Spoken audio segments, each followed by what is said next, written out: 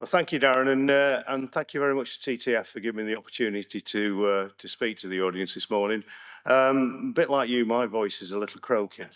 Now, I realise, well, I think the reason for that is that I don't get the luxury to come to an event that I'm not actually running. And I just seem to have spent the last 36 hours talking. It's got absolutely nothing to do with the copious amount of alcohol that I've consumed. I just want to make that totally clear for the record. But as I said, I don't often get the opportunity to actually do some proper networking, and that's why it's been so great. Because normally at the symposium, I'm doing about 20 jobs. I'm running around like an absolute headless chicken. I hardly get a chance to speak to anybody at all. And on that point, I think what I'd like to publicly acknowledge is, how much I appreciate the really hard work that goes into organising an event like this. The TTF team, Elcrig, I'd just like to pause for a moment and say what I think has been an absolutely seamless event so far. I'd like to just publicly ask us to give thanks to TTF and Elcrig for the organisation.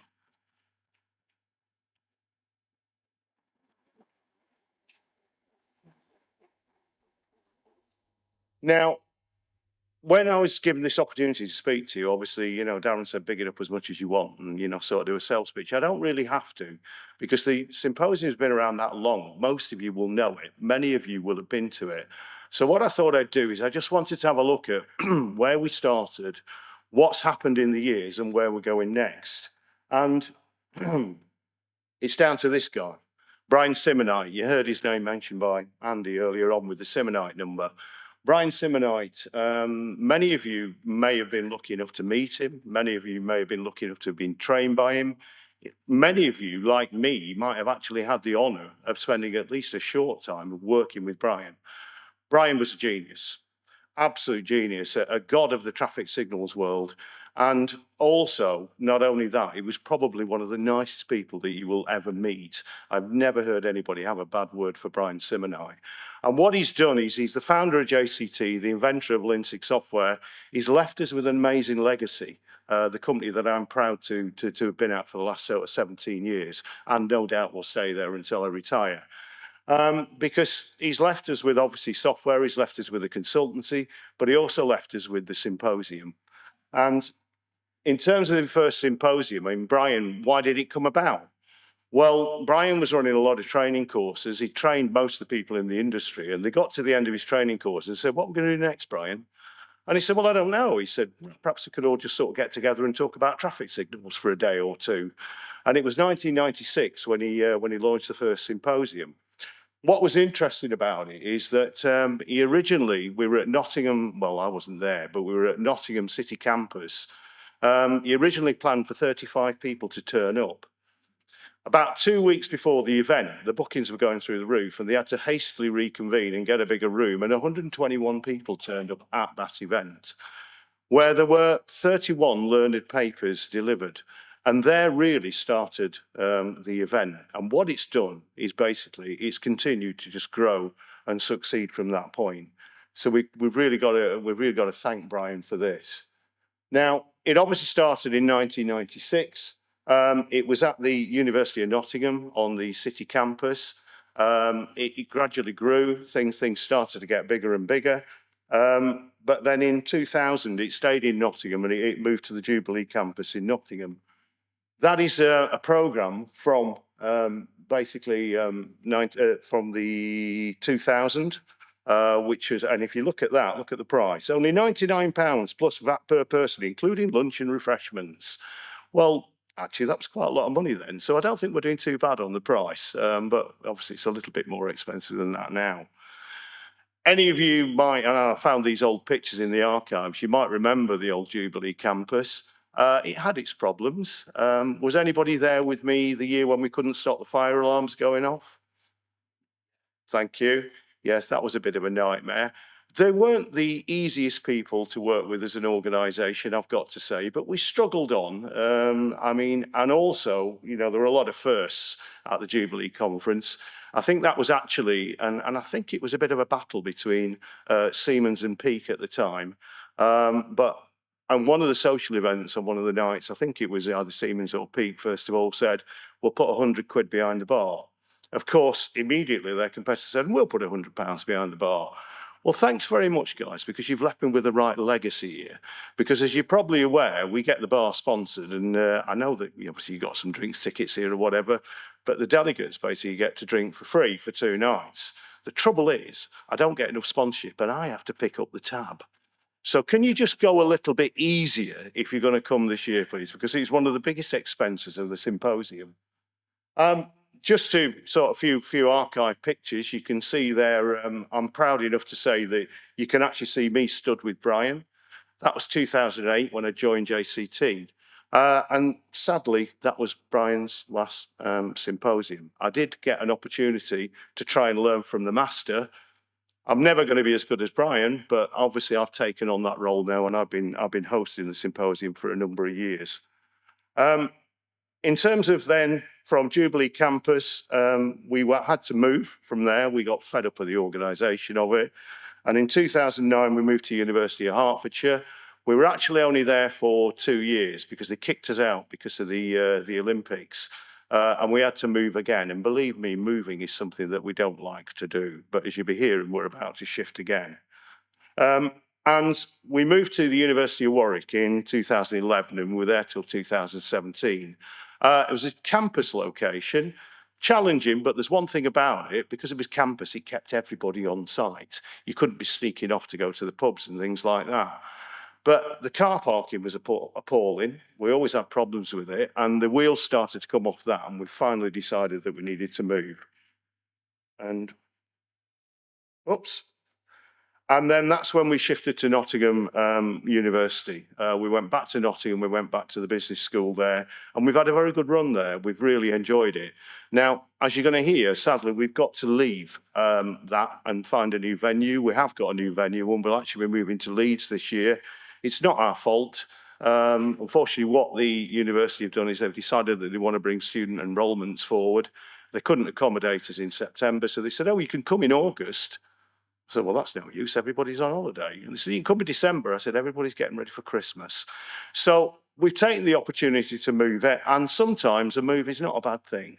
Logistically, for me, it's an absolute nightmare. But I'm sure we're going to have a great time there and we'll get bedded in. But a little bit more about the symposium. There wasn't originally an exhibition. The first official exhibition started in 2000. Rumour has it that the exhibition was born when one of the companies turned up and had a controller in the boot of the car, and everybody seemed to spend more time in the car park than they did sort of like anywhere else. So Brian hit on this idea, and I thought, I can make a few quid out of this. Does anybody remember the Siemens battle bus?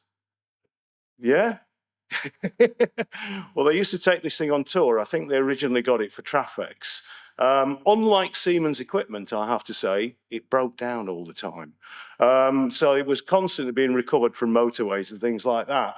But it was quite an innovation, and that's the way that the exhibition has gradually sort of like evolved. And actually, if we look at the exhibitors, I crunched some numbers for this, because I sort of thought, well, you know, the exhibition's been up and down, up and down, up and down. That's actually been the trajectory for exhibitors. Now, many of the exhibitors at the symposium will be the same exhibitors as here. I think we've just about hit a ceiling with about 30 companies. I think 30 companies is about the maximum number of people that feed into this.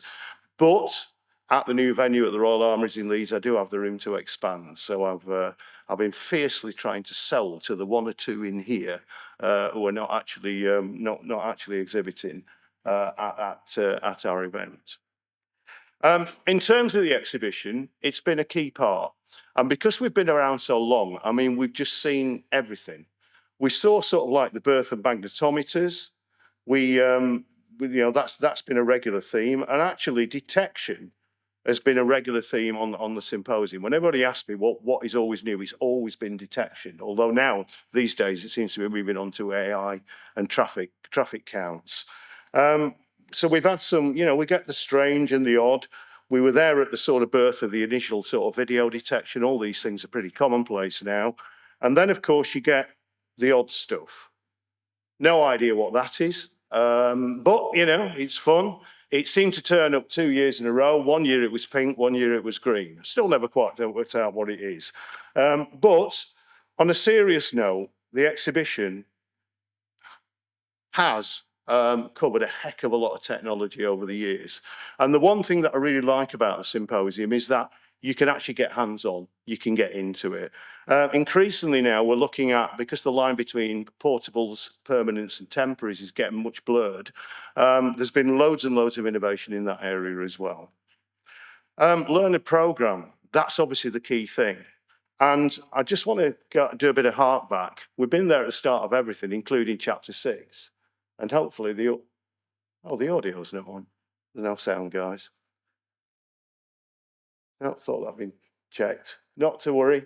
That was Sally Gibbons, because we joined the journey for chapter 6. Shame we didn't get that one on. And similarly, and no doubt we'll lose the audio on this one as well, the core of the Symposium has always been best practice.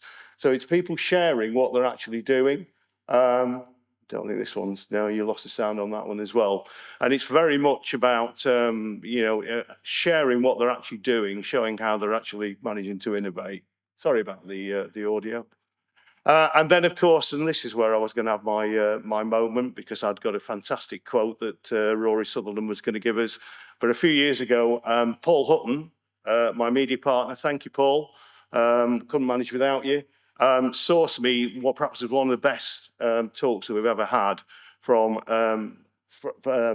Rory Sutherland and Pete Dyson, who did something on behavioural matters. It was something quite different, but it was pretty good. What a shame we haven't got that. So, learning programme, it's probably the most important part. Well, it is the most important part. Just to make a point that since 1996, we've actually had 722 presentations. I worked it out. And indeed, we've started videoing the presentations. They're available on our YouTube channel. There are actually 167 videos up there now. And these are important resources because they're all free to access. It's become quite a repository. There are over 300 downloadable papers now that you can access from our website.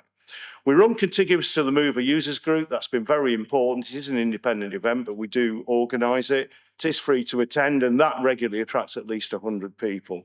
And then, of course, you've got the networking. I don't need to say much more about that, other than the fact that it gets pretty messy. But that is where, to be honest, the real business is done.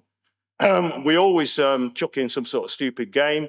Unfortunately, it usually involves shooting things, but we leave that up to usually the company Wescatech will come up with these games.